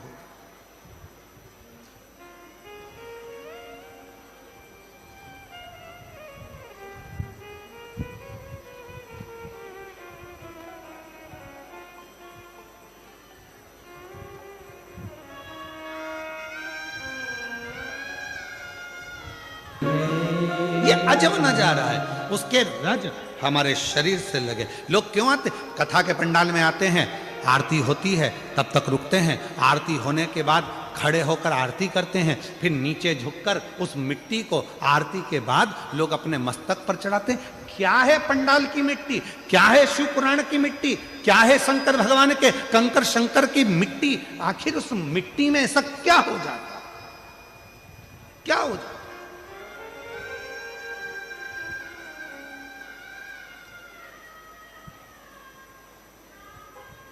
25-25, 30-30 साल तक औलाद नहीं हुई, लगा ली मिट्टी गर्भ से। क्या है उस मिट्टी में? क्या? देवराज तर गया उस मिट्टी से। बिंदुक नाम का एक ब्राह्मण, पत्नी का नाम चंचुला था, पानी में डूबकर मर गया था, रेत योनि में पड़ गया था। मुक्ति कैसे हो? चंचुला देवी ने तुमरुका जी से शिव पुराण कथा करने को कहा। तुमरुका जी ने कथा कहने का तैयारी करी। ईश्वर जी गोरा जी बनकर शिव पार्वती पहुंचे। क्या है ऐसा शिव जो सहजता में जीव तर जाता है? राजा भोज की कथा में जैसे वर्णन आया कि अश्रु गिरे, शिव प्रसन्न हुए, त्रिपुंड लगाया भस्म का, चारों तरफ घूमा तो चारों तरफ शंकर की सेना खड़ी हो गई। चारों तरफ मेरी जीजियों, मेरे जीजाओं, मेरी बेटियों, बेटाओं, मेरे बुजुर्ग माँ बाप, याद रखना, शंकर भगवान के मंदिर में नित्य जाइए, शिव के मंदिर में रोज एक लोटा जल चढ़ाइए। और अगर मंदिर के अंदर भी प्रवेश ना कर पाओ तो मंदिर के शिखर का दर्शन कर लीजिए। और इतना भी ना कर पाओ तो जहां शंकर का मंदिर है उसके सामने से निकल कर चले जाओ, तो हो सकता है हवा चलेगी, धूल उड़ेगी, और कोई भक्त शंकर के मंदिर से निकल कर गया होगा तो शिव के मंदिर की धूल हमारे शरीर पर चढ़ेगी तो हमारा भी उद्धार हो जाएगा। उस रज से हमारी मुक्ति हो जाएगी। वो रज कृपा कर जाए, वो जल की मूलता। एक भस्म का त्रिपुंड राजा भोज को बचा लेता है। सारी नदियों में सर्वश्रेष्ठ गंगा, पवित्र गंगा, मैं पवित्र, सारी नदियों में सर्वश्रेष्ठ गंगा, मैं पवित्र गंगा।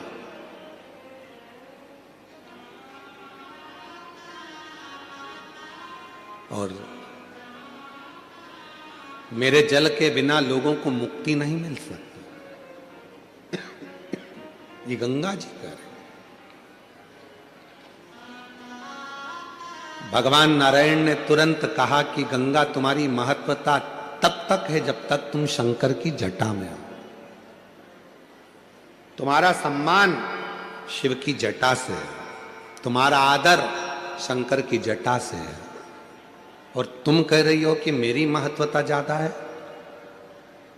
गंगा शंकर भगवान के शरीर से अगर एक साधारण पानी भी छू जाता है तो वो गंगा के जल के बराबर श्रेष्ठ हो जाता है। गंगा के जल के बराबर वो श्रेष्ठ हो जाता। तब भगवान विष्णु ने कहा, देखो गंगा, अब तुम्हें मैं एक लीला का दर्शन कराता हूं। शंकर भगवान के शरीर में से, तेज पुंज से, तप से, साधना से एक पसीने की बूंद बह निकली। गंगा, बताओ, किसी शरीर में से पसीना निकलता है तो वो अच्छा होता है कि बुरा होता है? तो बोलो, पसीना शरीर का अच्छा होता है कि बुरा होता है? बुरा होता है ना। ये पसीने की गंध आ रही है, पसीना है, अगर ज्यादा शरीर में पसीना आए तो कौन तुम्हारे पास में बैठे? शरीर के पसीना बदबू मारे तो कौन तुम्हारे बाजू में बैठे? गंगा, तुम बताओ, शरीर का पसीना कैसा होता है? गंगा जी कहने लगी, पसीना तो अच्छा नहीं होता, शरीर का पसीना तो गंध मारता है, बदबू देता है, ये तो ठीक नहीं है। तो गंगा, अब देखो, शरीर के पसीने का खड़ा हो गया। उस पसीने ने एक स्त्री का रूप ले लिया जिसका नाम सरिता हो गया। सरिता ने हाथ जोड़ लिया, मैं कहाँ जाऊं, क्या करूं? शंकर भगवान कहते हैं तू चिंता मत कर, मेरे शरीर से निकली है ना, तुझे चिंता करने की जरूरत नहीं है। ब्रह्मा जी के कमंडल में जाकर बैठ जा, जब मैं तुझे बुलाऊंगा तब पृथ्वी पर कल्याण करने के लिए आ जाना। ब्रह्मा जी के कमंडल में जाकर वो सरिता बैठ गई, नारवद्य के अंदर जाकर बैठ गई। और जब भगवान गंगा मैया का जब अहंकार और ज्यादा हो गया, तब शिव ने उस कमंडल में से सरिता को निकाल कर बाहर बुलाया। शंकर जी ने कह दिया, आज से पृथ्वी पर तू भी लहर करती हुई धारों में, नदी की धार में बहेगी और तेरा नाम नर्मदा होगा। तू मां नर्मदा के नाम से। भगवान विष्णु ने कहा, गंगा जी सुनो, तुम कह रही थी कि मेरी श्रेष्ठता है, शिव का पसीना भी जल बन जाता है और वो गंगा के जल से भी श्रेष्ठ हो जाता है, ये शिव पुराण कहती है। सुनो गंगा, अभी आगे और देखिए। शंकर भगवान कहते हैं, संतो, गंगा का स्नान, यमुना का पान, गंगा का स्नान, यमुना का पान और नर्मदा का केवल दर्शन व्यक्ति को मोक्ष दे देगा। मां नर्मदा का केवल दर्शन व्यक्ति को मोक्ष दे देता है। महाराज, गंगा का अहंकार टूट गया। मैं सोचती थी कि मेरे जल से मुक्ति है, पर लोग मुझ में नहाएंगे तो मुक्त होंगे, यमुना का जल का पान करेंगे तो मुक्त होंगे, पर नर्मदा मां शिव के शरीर का पसीना एक ऐसा भी है कि शंकर के शरीर से निकली हुई वो नर्मदा, जिसका केवल स्नान भी ना करा जाए, पान भी ना करा जाए, केवल दर्शन ही कर लिया मां नर्मदा का तो मुक्ति हो गई। अभी तो रुको गंगा, तुम्हारा अहंकार पूरा टूटना चाहिए। गंगा, तुम्हारे कंकर शंकर नहीं मान्य होंगे। किसी नदी का कंकर शंकर मान्य नहीं होता, पर केवल एक नर्मदा नदी ऐसी है जिसका कंकर भी शंकर हो जाता है, जिसका कंकर भी शंकर हो जाता है, वो नर्मदा। नर्मदा जी की आंख से जल बहने लगा, आंख से अश्रु बहने लगा, आंख से अश्रु, नयन से जल।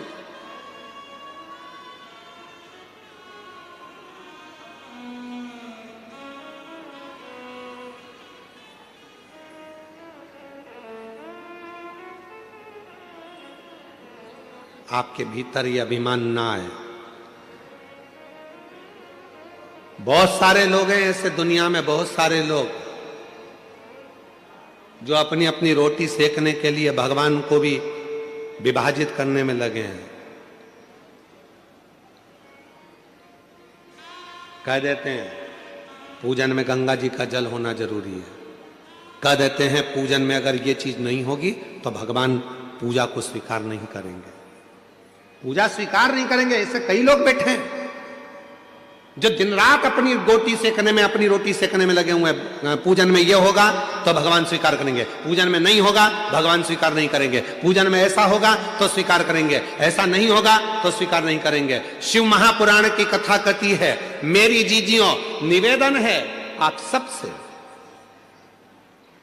कुछ है पूजन में आपके पास तो ठीक, नहीं है अपने घर से एक लोटा जल भर कर लेकर जाओ। जब शिव को चढ़ाओगे वो गंगा जल अपने आप होता चले जाएगा, अपने आप सिद्ध हो जाएगा, अपने आप से। फिर किसी ने कहा शिव जी पे चढ़े हुए जल की इतनी महत्वता क्यों है? शंकर जी पे चढ़ा हुआ जल इतना खास कैसे हो जाता है? शंकर के शिवलिंग पर चढ़ा हुआ जल इतना मूल कैसे हो जाता है? केवल एक 33 कोटि देवता में केवल एक देवता ऐसे हैं जो पूरे वनस्पति को हो जाता है, बुद्ध ठीक हो जाता है, मंगल ठीक हो जाता है, बृहस्पति ठीक हो जाता है, 9 ग्रह देवता सब शंकर के जल से ठीक हो जाते हैं। क्या है ऐसा कि शंकर का जल चढ़ते से वो औषधि बन जाता है? शिव जी पे जल चढ़ा, उसको पियो, वो औषधि का काम करता है। आखिर उस जल में ऐसा क्या हो जाता है? तो शंकर भगवान का पूरा विग्रह देखिए। शिव के मस्तक पर जटा में कौन बैठी है? जम के बोलो, गंगा मां। और उसी जटा पर बाजू में साइड में कौन बैठे हैं? चंद्रदेव। साइड में कौन बैठे हैं? चंद्रदेव। कभी आप में से कोई ऐसा व्यक्ति है जिसने शंकर जी की जटा पर चंद्रमा को गलते हुए देखा हो? किसी ने चंद्रमा को बड़ा होता हुआ देखा हो? चंद्रमा समाप्त होते हुए देखा हो? केवल एक मेरे देव अधिदेव महादेव शंकर ऐसे हैं जिनके मस्तक पर जो चंद्रमा शंकर ने द्विज का रख लिया, वो चंद्रमा ना कभी घटता ना कभी कुछ होता, वो कभी समाप्त नहीं होता। क्यों? क्योंकि चंद्रमा को शिव जी ने कहा था जो मेरे पास में आ जाता है उसको घटने नहीं देता, उसको बढ़ने देता हूं मैं, बढ़ने देता। वो घटता नहीं है। शंकर भगवान को जल चढ़ाने वाला घटता नहीं है, वो बढ़ता है। शिव के मस्तक पर गंगा है, शिव के मस्तक पर चंद्रमा है। और याद करो राहु केतु की कथा श्रीमद् भागवत कथा में, नगर में बहुत श्रीमद् भागवत कथा होती है, आपने कई बार सुनी होगी। भागवत जी में वर्णन आता है जब शीश कटा केतु का, राहु प्रकट हुआ, जब मालूम पड़ा सबकी सब समाप्ति का बिंदु आने लगा, राहु केतु को मारने का समय आने लगा, तब क्या करें? राहु और केतु दौड़ कर गए शिव जी के पास, हमारे को कृपा करो, अपने पास में जैसे चंद्रमा को रखा वैसे हमको रख लो। भगवान ने उस राहु केतु को भी जहां चंद्रमा को विराजमान करा, उसी के नीचे शंकर भगवान ने राहु केतु को भी विराजमान कर दिया। फिर आए सूर्य, फिर आए बुध, मंगल, बृहस्पति, सारे शनि, सब ग्रह आकर खड़े हो गए। बाबा कृपा करो, वो लंकापति रावण अपने पांव के नीचे हम ग्रहों को रखना चाहता है, हम ग्रह पांव के नीचे नहीं रहना चाहते, कृपा करो। शंकर भगवान ने कहा सारे ग्रह मेरी जटा के अंदर आकर विराजमान हो जाओ। सारे के सारे ग्रह भगवान शंकर की जटा के एक एक बाल के अंदर आकर बैठ गए। रावण आया सारे ग्रहों को अपने काबू में करने के लिए, लंकापति रावण आया सारे ग्रहों को बंदी बनाने के लिए, अपने पांव के नीचे रखने के लिए। तब एक भी ग्रह रावण के सामने नहीं मिला। रावण शिव जी के पास पहुंच गया, देखा शंकर की जटा में सारे ग्रह छुपकर बैठे। लंकापति रावण ने कहा भोलेनाथ जी से ये ग्रह मुझे दे दो। इधर भी बोल दिए, उधर भी बोल दिए, उधर भी बोल दिए, सब जगह भटक लिए, समझ ही नहीं पाए शिव पुराण को आज तक।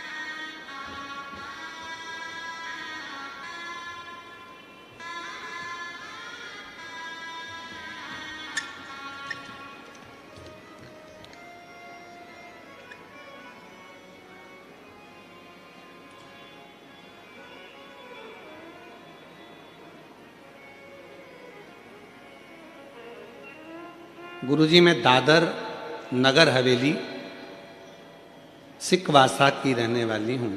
गुरुजी पहले आपको मानते नहीं थे, बेटे की जॉब के लिए बहुत अप्लाई किया, सरकारी नौकरी नहीं लग रही थी। तब मोबाइल पर आपको एक बार छोटी सी क्लिप देखी थी जिसमें आपने कहा था कि पंडाल में बैठकर जो मांगा जाता है वो मिलता है। हम लोग पंढरपुर की कथा चल रही थी और पंढरपुर की कथा चलते चलते हम बाबा की कथा में पहुंचे, बाबा की चरणों में नमन करा, वहाँ कथा सुनी 2 दिन, बाबा को प्रणाम कर कर आ गए और बाबा की ऐसी कृपा हुई गुरुदेव कि मेरे बेटे की सरकारी नौकरी लग गई। मैं बाबा को यहाँ प्रणाम करने के लिए, नमन करने के लिए। एक पत्र और अच्छा है। मेरा नाम सोनी पाल, पति का नाम संजय पाल। गुरुजी शादी के कई साल निकल गए थे, इलाज करवाया पर संतान का सुख नहीं आया। 10 साल हो गए, संतान का सुख नहीं मिला। जब 10 साल हो गए संतान का सुख नहीं मिला, गुरुदेव बहुत डॉक्टरों की दवाई सब कुछ खाई पर कुछ नहीं लगा। 7 साल तक दवा की है, संतान का सुख नहीं हुआ। फिर मैं निराश हो गई, लेकिन मैं आपको नहीं जानती थी, ना तो आपकी कथा सुनती थी। गुरुजी, मेरे पापा का नाम हरिराम, माता का नाम समता।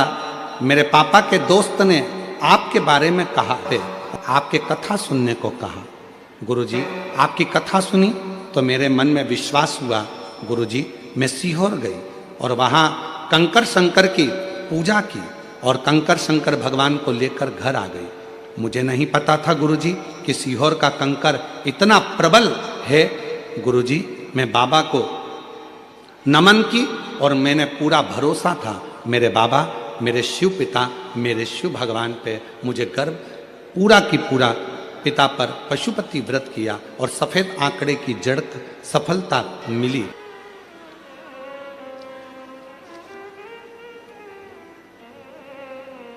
मैं स्वदीपिका नीलेश नाइक। गुरुदेव,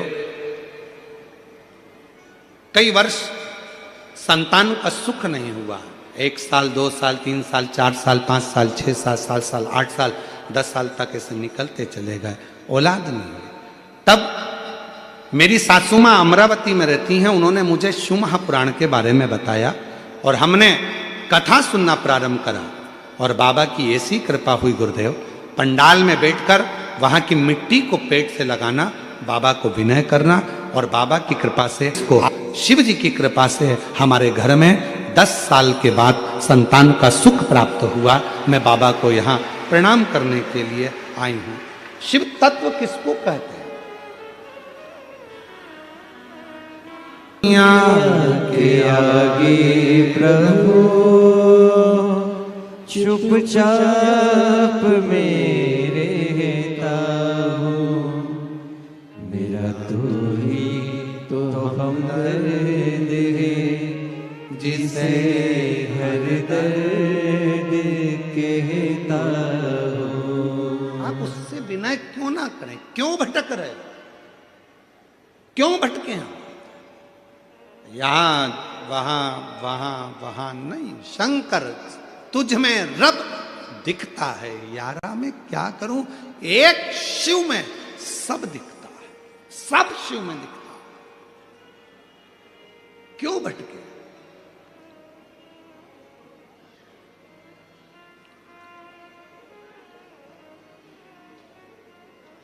कई माताओं की आदत रहती है, मंदिर में दिया लगाती हैं तो विचार करती हैं गणेश जी बैठे हैं, उनको तो घुमाया ही नहीं।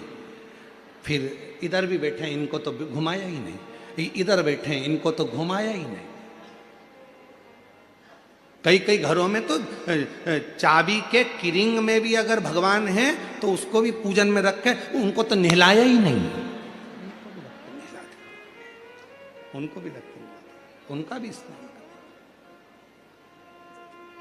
मतलब अभी भी भेद है तुम में कि सब देवता अलग है। बस एक ही जगह पर तुम ये देखते हो कि भगवान को हमने अलग अलग अलग अलग सबको चंदन लगा रही है, सबको सबको सबको, चावल भी सबको लगा रही है, आरती भी सबकी कर रही है।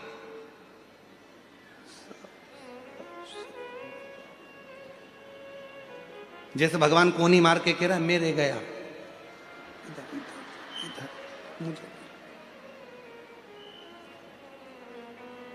अब जब तू सबके लिए आरती कर रही है, सबके लिए चंदन लगा रही है, सबके लिए पूजन कर रही है, तो फिर आखिरी में फिर वो प्रसाद रखती है, तब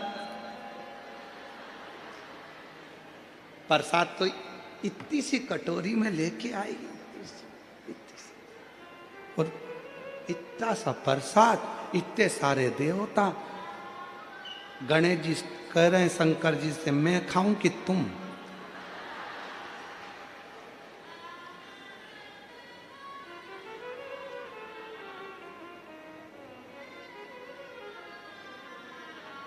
इतना छोटा सा मंदिर है, सब बैठे हैं उसमें, सब। और गई तीर्थ करने के लिए तो वहां से और ले आई, चलो और चलो। सारा मंदिर में देवता ही देवता, देवता ही देवता, देवता ही देवता, देवता ही देवता इकट्ठा बैठा। उसी मंदिर में पानी का लोटा, उसी में कटोरी में प्रसाद, उसी में भगवान बैठे सब कपड़ा पहन पहन के, और मालूम पड़े वो छोटा सा पानी का लोटा लुढ़क गया, सब गीला हो गया। अब गणेश जी कह रहे भोलेनाथ जी से, गीले हो गए पिताजी। पिताजी बोले बेटा अब तो गई आरती करके, कल आएगी, अब ऐसे ही बैठना है ठंड में। कहा मतलब हृदय से, दिल से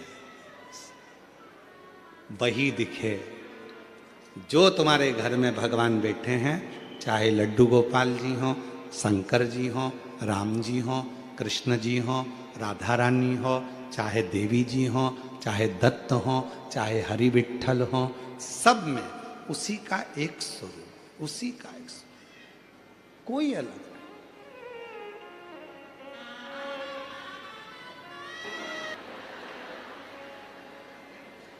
भेलपुरी,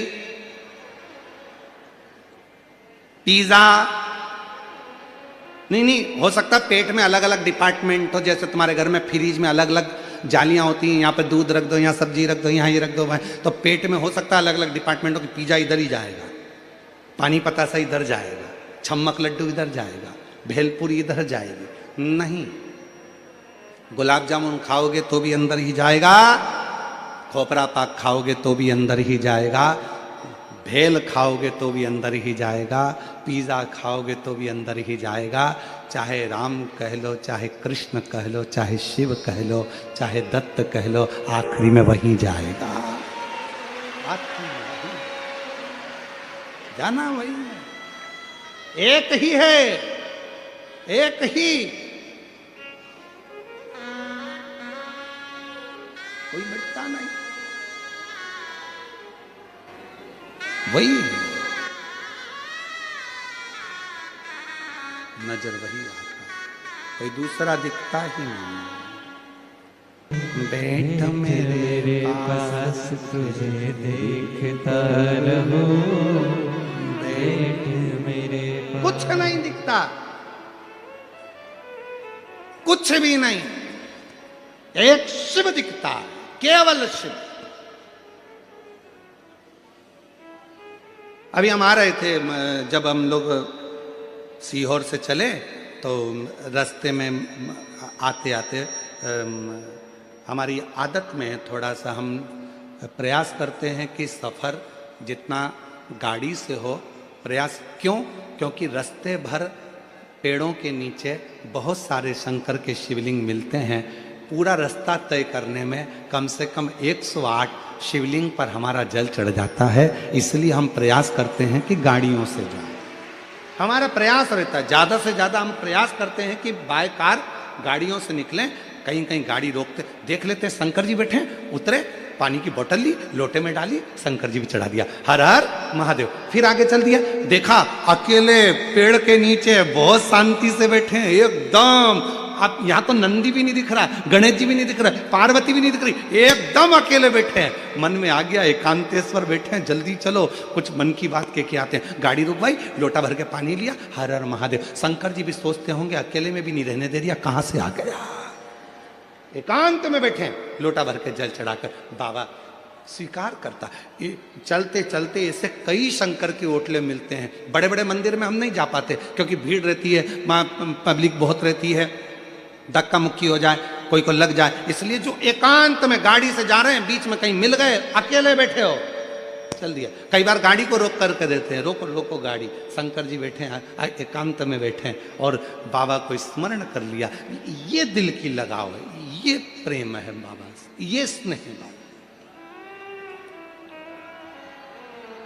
इसको प्रेम कहते हैं। और एक तुम सब लोग हो, कई लोग ऐसे गाड़ी से जा रहे हैं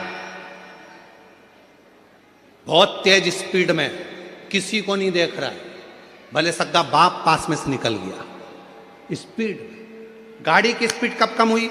जब खड्डा आया, स्पीड ब्रेकर आया, तब गाड़ी की स्पीड कम हुई। हम खड्डे को देखकर गाड़ी धीमी नहीं करते, हम स्पीड ब्रेकर देखकर गाड़ी धीमी नहीं करते, हम तो महादेव को देखकर अपने आप धीरे धीरे धीरे धीरे स्पीड स्लो कर, शिव को देखकर। क्यों? दुख में सुमिरन सब करें, सुख में करे ना कोई। जो सुख में सुमिरन कर ले तो फिर खड्डा और स्पीड देकर थोड़ा सा अपना भाव नरम करो। सामने शंकर का मंदिर दिखे, भले मंदिर में ना जाओ, पर जाते जाते कह तो दो हर हर। एक हमारे उज्जैन की कथा आती है, बड़ी सुंदर, बहुत सुंदर कथा है उज्जैन की।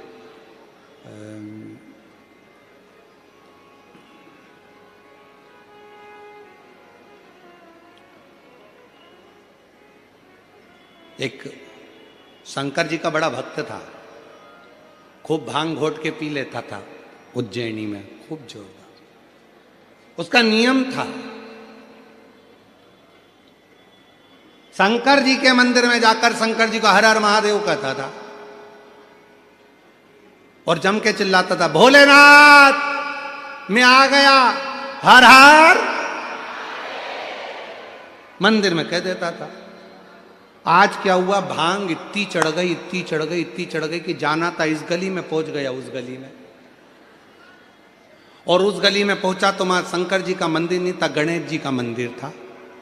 वहां पहुंच गया, उसने जो आंख खोलकर देखा भांग के नशे में धुत, और जो आंख खोलकर देखा तो गणेश जी बैठे थे। तो गणेश जी से बोला, पिताजी कहाँ हैं तुम्हारे? गणेश जी कोई जवाब ना दिए, फिर भी खूब भांग के नशे में। तो हाथ जोड़कर बोला, पिताजी को बोल देना मैं आया था, हर हर महादेव। वो चला गया, चला गया। शंकर भगवान पार्वती जी के पास बैठकर इतने मुस्कुराए, पार्वती ये भक्त भी बड़ा गजब का है, मैं नहीं दिखा तो छोरे को बोलकर चले गया, पिताजी को बोल देना मैं आया। कभी मौका लग जाए अपनी जिंदगी में, कभी मौका लग जाए, कभी तुम्हारी जिंदगी में मौका लग जाए, सिद्धि विनायक गणेश जी का दर्शन करने के लिए जाओ, दगड़ू गणेश का दर्शन करने के लिए जाओ, अष्ट विनायक का दर्शन करने के लिए जाओ। उनके मंदिर में एक बार आवाज लगाकर कह देना, हर हर महादेव। सबसे ज्यादा खुश होंगे मेरे गणेश जी महाराज, आज तो मेरे पिता का आशिक आया है, आज मेरे पिता को चाहने वाला आया है, और पिता का प्रेमी मेरा भी प्रेमी। कभी हरि विठ्ठल का दर्शन करने के लिए पंढरपुर में जाओ, क्योंकि भारत की भूमि पर केवल एक भगवान नारायण का मंदिर ऐसा है, पूरी भारत की भूमि में क्या पूरे विश्व में केवल भगवान पांडुरंगा हरि विठ्ठल का मंदिर ऐसा है जिसमें भगवान विष्णु के सिर पर शंकर का शिवलिंग है। वो पूरी दुनिया में एक हरि विठ्ठल में, केवल पांडुरंगा हरि विठ्ठल। इसलिए पंढरपुर में दर्शन करने जाओ, विठ्ठल विठ्ठल विठ्ठल विठ्ठल विठ्ठल विठ्ठल के साथ में एक आवाज और होना चाहिए, हर हर महादेव। तो हरि विठ्ठल प्रसन्न हो जाते हैं। मेरे मस्तक पर जो शिव बैठे हैं उसको देखकर आवाज लगा रहा है, हरि विठ्ठल और हर दोनों प्रसन्न हो जाते हैं, दोनों आनंद में डूब जाते हैं। वो लिया, वो शिव तत्व है, वो शंकर है, वो ओघड़दानी, वो शंभु।